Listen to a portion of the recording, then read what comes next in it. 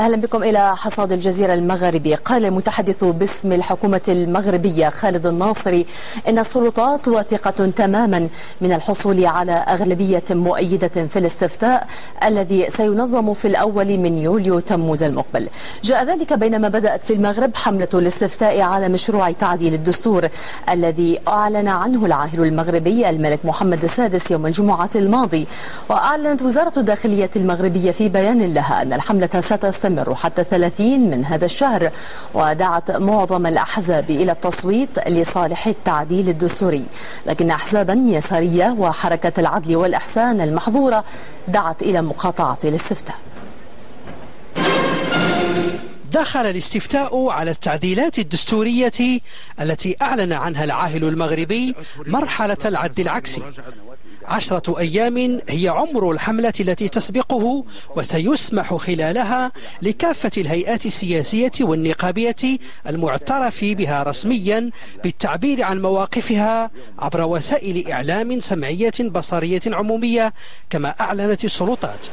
وفي الأول من يوليو تموز سيخرج ملايين المغاربة للتصويت على مشروع دستور جديد سيكون السادس من نوعه في تاريخ المملكة. ومنذ الخطاب الملكي الأخير شهد المغرب نقاشا سياسيا ساخنا خلف ردود أفعال متباينة وصلت حد التراشق الإعلامي بين الأطراف المؤيدة والمعارضة. وأعلنت أحزاب سياسية كبرى مشاركة في الائتلاف الحكومي، وفي مقدمها الاتحاد الاشتراكي للقوات الشعبية وحزب الاستقلال تأييدها لنص الدستور الجديد. كما أن حزب العدالة والتنمية المعارض والذي اعتبر أن مساهمته كانت حاسمة في تبني أو تعديل جوانب تتعلق بالهوية الإسلامية دعا هو الآخر إلى التصويت بنعم. واعتبرت هذه الأحزاب مشروع الدستور الجديد خطوة تاريخية تستحق أن يصوت عليها المغاربة بالإيجاب في الفترة الراهنة. على الطرف الآخر من الطيف السياسي المغربي أعلنت قيادات في تحالف اليسار الديمقراطي رفضها لمشروع الدستور، وقالت إن محتويات هذه الوثيقة لا ترقى إلى بناء نظام سياسي ديمقراطي، بل كرست هيمنة الملك على السلطات التشريعية والتنفيذية والقضائية. وفي انسجام مع الموقف اليساري من مشروع الدستور أعلنت الكونفدرالية الديمقراطية للشغل أكبر نقابة في المغرب مقاطعتها الاستفتاء. وانتقد الكاتب العام للنقابة نوبير الأموي ما وصفه بالجدول الزمني الضيق المتاح للنقاش بشأن الدستور الجديد الذي كرس برأيه ما كان سائدا في الماضي.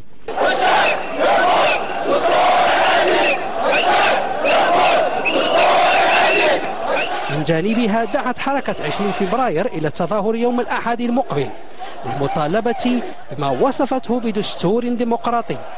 وحذر المجلس الوطني للحركة السلطات المغربية من اللعب بالنار، في إشارة إلى اتهامه السلطات بتشجيع ما سماها أعمال بلطجة حالت دون خروج مسيرات في عدد من المناطق المغربية الأحد الماضي، الأمر الذي لفته الرباط.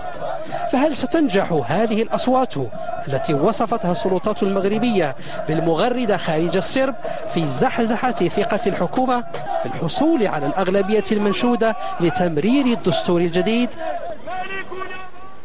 وفي سياق يبدو على صلة بمشروع التعديلات الدستورية في المغرب، صوتت الجمعية البرلمانية لمجلس أوروبا بالإجماع على قرار يمنح بموجبه للبرلمان المغربي وضع شريك من أجل الديمقراطية، وذلك في اجتماع عقدته اليوم في إطار جلسة عامة في ستراسبورغ غربي فرنسا.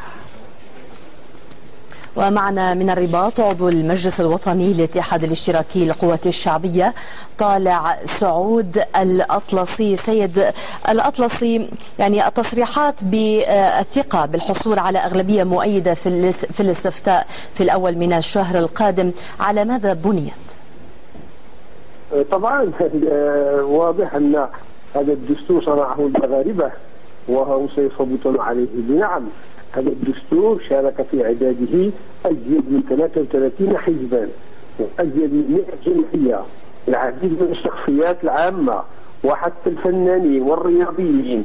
اللجنة التي أعدت مشروع الدستور استمعت لكل هذه الآراء والمذكرات بمعنى أن كل ما يمثل الشعب المغربي أو لنقول الجزء الوافر منه، وخاصة من أحزاب عتيدة ناضلت خلال أزيد من 50 سنة من أجل تطوير الديمقراطية وإقرارها في نظامنا السياسي، هذه الأحزاب وهذه الهيئات هذه كلها تمثل الشعب المغربي. نعم سيد الأطلسي، ولكن بعد كلمة العاهل المغربي مباشرة فعلا شهدنا حسا سياسيا مؤيدا لهذا التعديل وللاستفتاء، ولكن تدريجيا أصبحنا نستمع إلى أصوات معارضة من تحالف اليسار الديمقراطي مثلا ومن كونفدرالية الشغل، إضافة إلى الشارع المتمثل بحركة 20 فبراير بقواه اليسارية والعدل والإحسان أيضا. ألا تعتقد أن الأمر الآن أصبح لا يتمتع بالإجماع الكافي؟ لا أحد قال الإجماع، والديمقراطية ليس فيها إجماع. نحن نقول غالبية الشعب المغربي التي ستصوت وحتى التي لا تصوت أصلا هي مع هذا الدستور. طبعا من الديمقراطية أن هناك آراء أخرى، ومطروح على للمغاربة أن يختاروا ما بين نعم ولا. المشرع في الاستفتاء يقول للمغربي أن يقول نعم أو لا، ويتاح لجميع الأحزاب.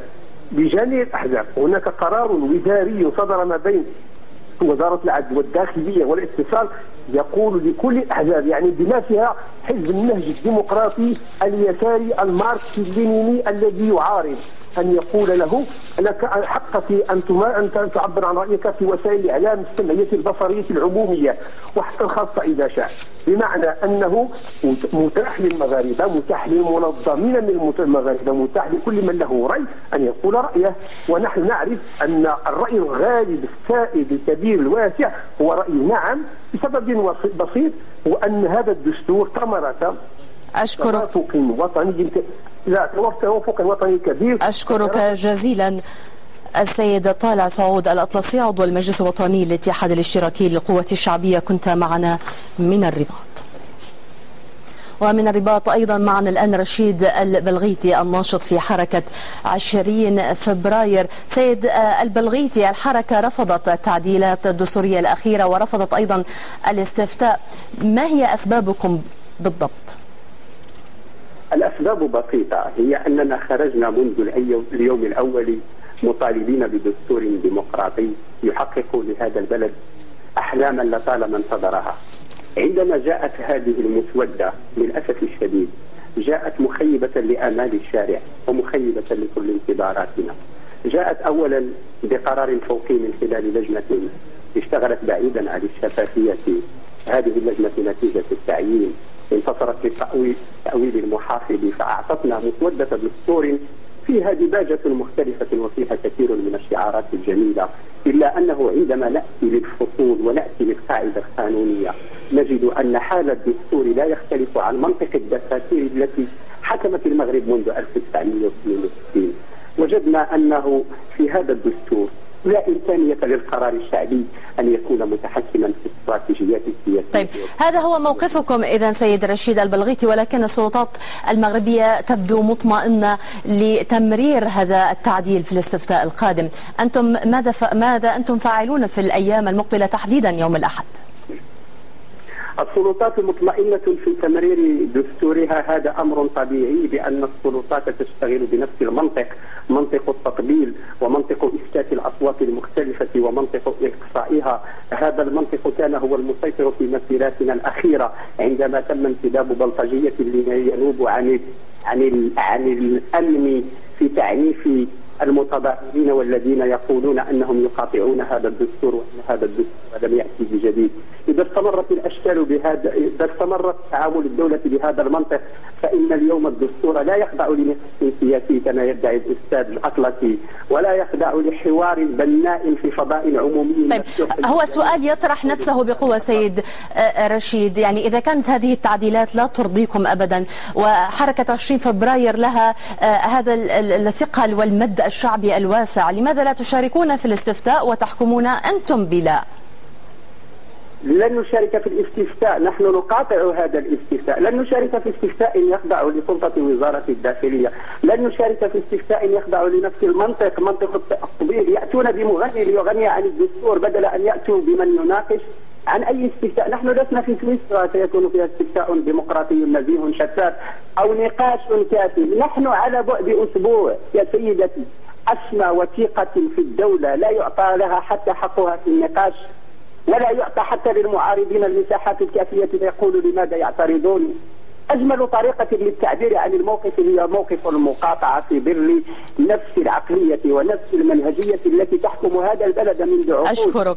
البارحة استمعت لجملة رائعة من أحد السياسيين قالها قبله المفكر الكبير عبد الله العروي: المغرب جلس لطيلة 50 سنة في غرفة انتظار، أخرجونا من غرفة انتظار ليدخلونا في أخرى ويقولون أنها خطوة أولى من 1962 ونحن نقوم بالخطوات الأولى. أشكرك جزيلا رشيد بلغيتي، كنت معنا من الرباط عضو حركة 20 فبراير.